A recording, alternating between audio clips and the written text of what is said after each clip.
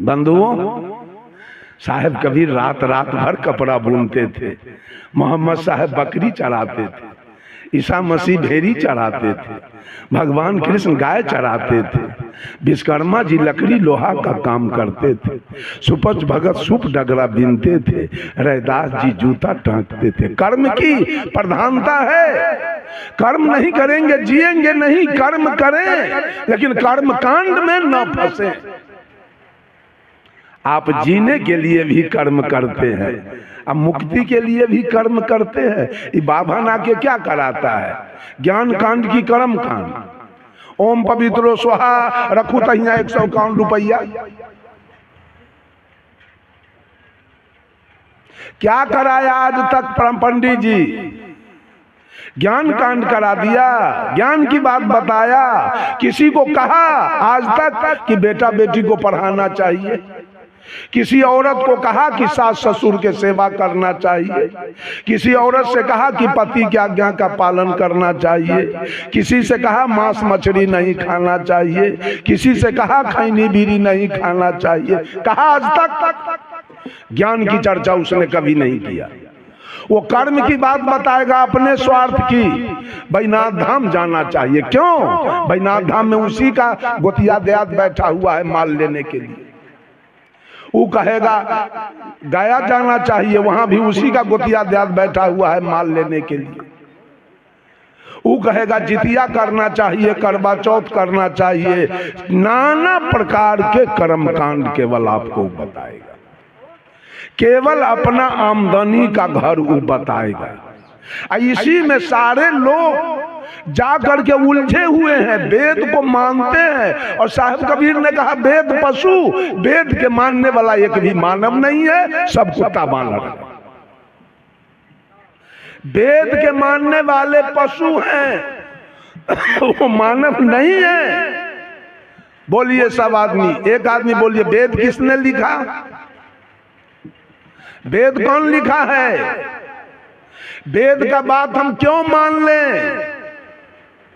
वेद की बात को हम क्यों माने?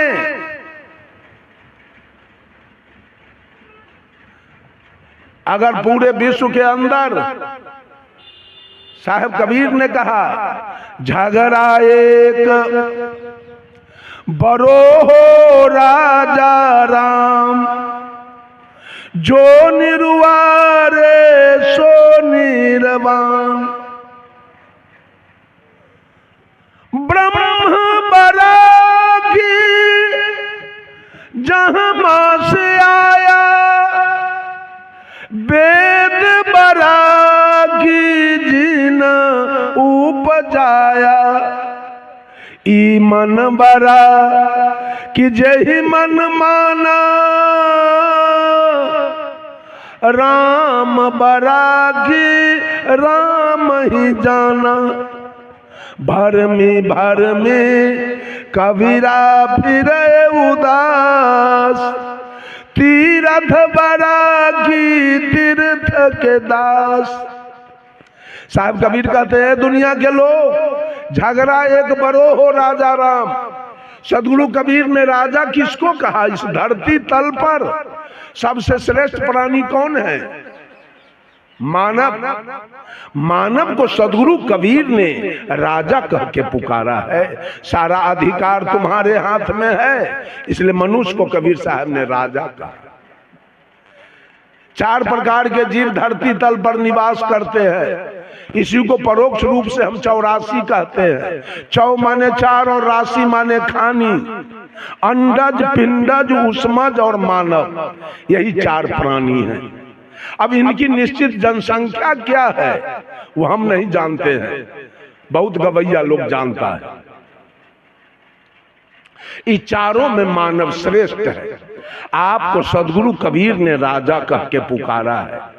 झगड़ा एक बरो हो राजा राम। ओ राजा, इस धरती तल पर, इस अवनी तल पर एक बहुत बड़ा झगड़ा लग गया। क्या लगा है कबीर को छोड़कर और बुद्ध को छोड़कर जितने धर्म धुरंधर लोग हुए, जितने धर्माधिकारी लोग हुए, जितने धर्म के ठेकेदार लोग हुए, जितने धर्म के प्रवर्तक लोग हुए, सबने ये निश्चित कर दिया कि मानव से अलग, जीव मात्र से अलग, परोक्ष में, आकाश में एक परमात्मा की सत्ता है जिसके कृपा से पूरी सृष्टि चल रही। उसी परमात्मा के कृपा से खेती बाड़ी, बिजनेस, व्यापार, नौकरी चाकरी, माल मवेशी, बेटा बेटी, पढ़ाई लिखाई, रात दिन, अतिवृष्टि अनावृष्टि, ऋतु परिवर्तन, मन धरती तल पर जितने भी कार्य हो रहे हैं वही परोक्ष ईश्वर की कृपा से। और वो ईश्वर कैसा है?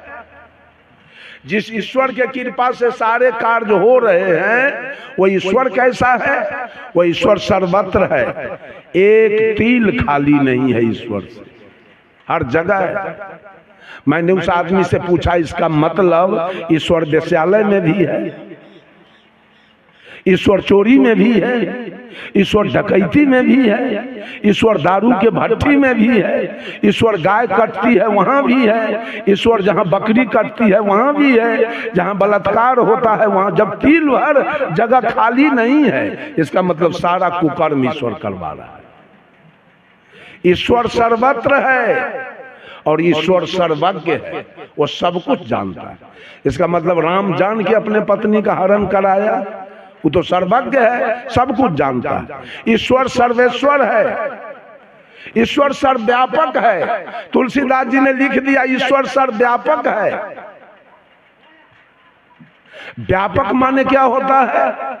जो पूर्ण रूप से भरा हुआ हो, जो आकंठ भरा हुआ हो। जैसे घड़ा में पानी पूरा भर दीजिए उसको कहिए व्यापक, पानी व्यापक रूप से भरा हुआ है घड़ा में। तो ईश्वर इस काया में व्यापक रूप से भरा हुआ है। तो जांघ कट जाने के बाद आदमी जिंदा रहता है, हाथ कट जाने के बाद आदमी जिंदा रहता है, और गला यदि कट जाए तब रहेगा। इससे साबित होता है कि ईश्वर सर्वव्यापक नहीं है। ड्राइवर, बस चलाने वाला ड्राइवर, रेल चलाने वाला ड्राइवर, पूरा गाड़ी में वही व्यापक रूप से भरा रहता है कि ड्राइवर किसी एक सीट पर बैठ के बस को हाँकता है, पूरे बस में यात्री बैठा रहता है। उसी प्रकार से परमात्मा की सत्ता काया के किसी एक बिंदु पर बैठ करके ई काया को चला रहा है। वो व्यापक नहीं है। परमात्मा सर्वत्र नहीं है, परमात्मा सर्वज्ञ नहीं है, परमात्मा सर्वेश्वर नहीं है, परमात्मा सर्वव्यापक नहीं है, परमात्मा सर्वगुण संपन्न नहीं है, परमात्मा सर्वशक्तिमान नहीं है, परमात्मा सर्वांतर्यामी नहीं है, परमात्मा सार्वभौम सत्ता संपन्न नहीं है। ये गद्दार लोगों ने इस बात को बोला है। परमात्मा कहीं बाहर में है ही नहीं तो सर्वशक्तिमान कैसे होगा? वो सर्वगुण संपन्न कैसे होगा? और परमात्मा अगर सर्वशक्तिमान है तो सीता के हरण क्यों हुआ? परमात्मा जब सर्वशक्तिमान है तो 16वीं शताब्दी में मोहम्मद गजनी जब सोमनाथ के मंदिर पर चढ़ाई किया, वहां के लोगों ने पंडा पुजारी से कहा कि तैयार हो जाइए, मोहम्मद गजनी आ रहा है लूटने के लिए।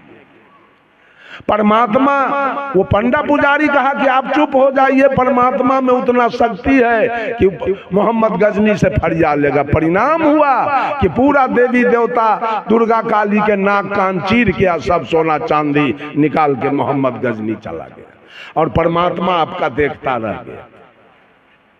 जब 1392 ईस्वी में तैमूर लंग 99,000 सेना लेकर आया और दिल्ली के लाल किला पर चढ़ाई किया, 1 लाख हिंदू का सर काट करके और लाल किला पर बैठ के ईद का नमाज पढ़ाऊ। कहां गए आपके भगवान? कहां बैठे थे? 1 लाख हिंदू का गला कट गया, उड़ा दिया। तैमूर लंग कहां गए थे भगवान उस समय? ये सारे लोग हनुमान के लड्डू खाने वाले हैं। हनुमान के लड्डू खा रहे हैं।